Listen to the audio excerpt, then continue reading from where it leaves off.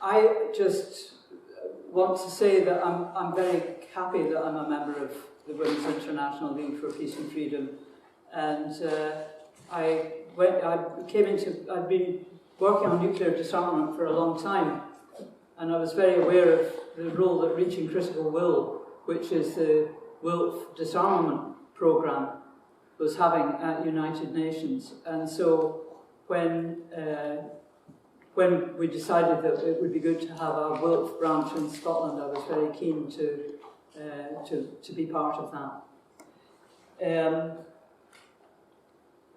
The very first resolution of United Nations was to desist from the use of atomic energy as a weapon of war. And it's important to recognise that the two issues that the Women's International League for Peace and Freedom has always had at its core have been the upholding of human rights and women's ability to be part of the process of speaking out and making decisions, and the idea that there must be a better way than engaging in bloody conflict to resolve international disputes. And so WILF had a very important part in the establishment of the League of Nations and eventually United Nations. And so it's no surprise that that first resolution and WILF's consultative status at United Nations is embedded right from the very get-go. So why would you say that nuclear weapons need to be banned? There's a history of weapons that are regarded as completely unacceptable, even if you aren't a pacifist, even if you still believe that the use of force is justified in some cases. Even as far back as 1899, they recognised that dum-dum bullets were really just a step too far. They just weren't fair. They were indiscriminate. They couldn't control who they were likely to injure. And so the process of banning indiscriminate weapons for humanitarian reasons is intrinsic to the use of a weapon at times of war, or it should be. But it took till 2017 before we finally managed to achieve, hooray, the good news, the Nuclear Weapons Ban Treaty. And a lot of that was done through the work of the International Campaign to Abolish Nuclear Weapons, which was came together. It was founded in Melbourne in Australia, although the ideas behind it were endemic in nuclear disarmament campaigning all over the world. But I think from the outset, people had felt that they had to attach their campaigning to making change in their own government. And it was the idea that we could work collectively across the world and recognise that all nuclear weapons policies have been decided in secret by men. I say that without any hesitation whatsoever. The decision to adopt nuclear weapons and develop them has been undertaken secretly without democratic mandate by small groups of men. And so we need a different way of tackling that. We need to look at the democratic deficit that exists across the world with regard to these weapons. And so that was really what ICANN set out to do. And it now has 440 partner organisations in 100 countries. Keeps going up. I have to keep changing the slide. And it's a campaign not to gain a ban treaty. We ban nuclear weapons. It's a campaign to abolish nuclear weapons. It's an elimination campaign. We're not finished. Reaching Critical Will has had a hugely important part in it, and particularly since 2010, when Reaching Critical Will became very, very influential in managing and negotiating the involvement of NGOs, non-governmental organisations from across the world in participating in negotiations at United Nations. And that was of enormous importance because it kept the focus on what we wanted to talk about. So Ban Ki-moon, the NPT negotiations being a complete disaster zone, the NPT, I'm sure you know all this, it's got 3 pillars. It says, well, the nuclear weapon states will get rid of their nuclear weapons, which they haven't done, in exchange for a promise that non-nuclear weapon states won't acquire more nuclear weapons, which has gone from 2 to 5 to 9. So that bit hasn't really worked, and everybody can have nuclear power. But that wasn't actually the original intention. It was atomic energy for peaceful uses, which in my book is something like X-rays.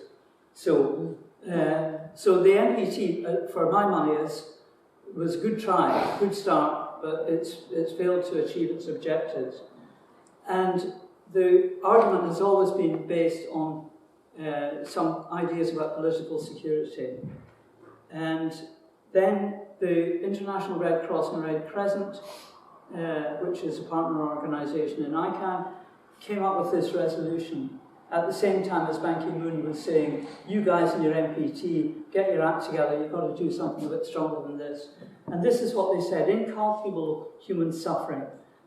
They said that the International Red Cross and Red Crescent could not respond if we go wrong. You know, you can have a tsunami, you can have a major earthquake, you know, you can have a civil war, you can have all sorts of disasters across the planet, and the International Red Cross and Red Crescent will be there picking up the pieces, helping people. Go to a nuclear major accident or a conflict and you're stuffed. They can't do it. That's what they were saying. And this term, catastrophic humanitarian consequences, meant that people really began to sit up and pay attention. And some of the world's governments chose to really explore that.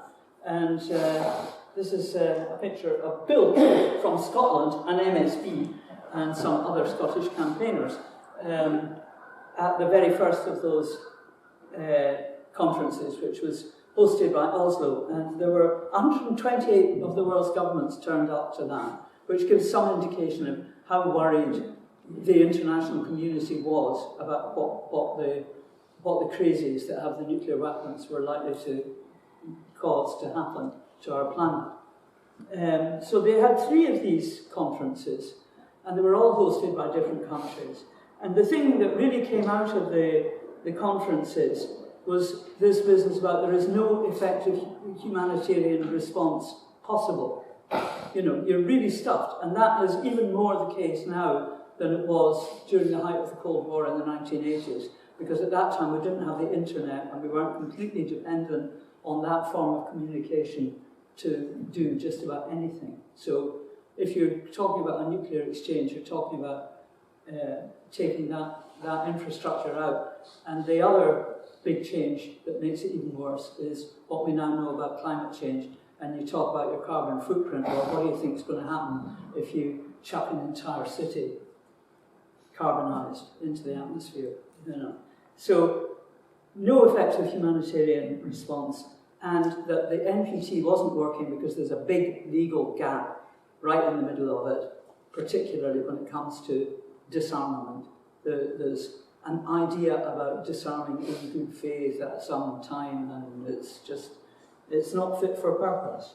And so it was decided at that stage, United Nations went, okay, world's countries, let's get this sorted. We'll have a conference, and we'll see who comes to it, and we'll make it open to all member states, and we'll discuss how we can progress nuclear disarmament and meet everybody's security concerns.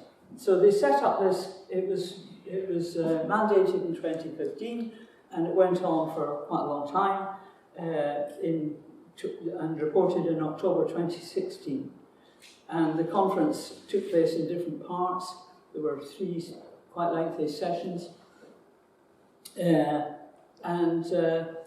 That's me being Scottish Wolf at the conference. And I'd like to just say a little bit about that, because I was very nervous. I knew I was going to get to make a presentation, and I had the full weight of responsibility on my shoulders, and I was thinking, I'm Wolf, and the stuff about the disproportionate impact of ionizing radiation on women and girls very much in my mind.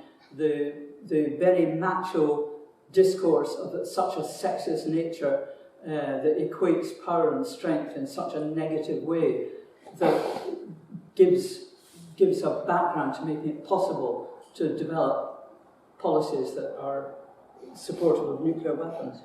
And then the people that I was staying with were Quakers. I'm a Quaker as well, as I vote for.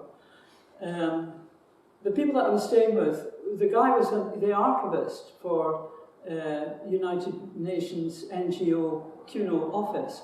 And he came in and he said, oh, yeah, I think you'd be interested in this, Janet. And he showed me the photograph, and it was a photograph of a bunch of women, loads of them. There were about a couple of hundred women from across Switzerland and France who had come to the very building that we were meeting in Geneva. And they had come with prams and toddlers and children. And they were there to object in the early 1960s to French atomic testing. And they had a great big banner that they put up, and it said, "We have had enough." And I thought, God, they had enough in 1960. Where are we going with this, you know? So I based my presentation on that. And I was enormously proud of being able to do that and make that intervention.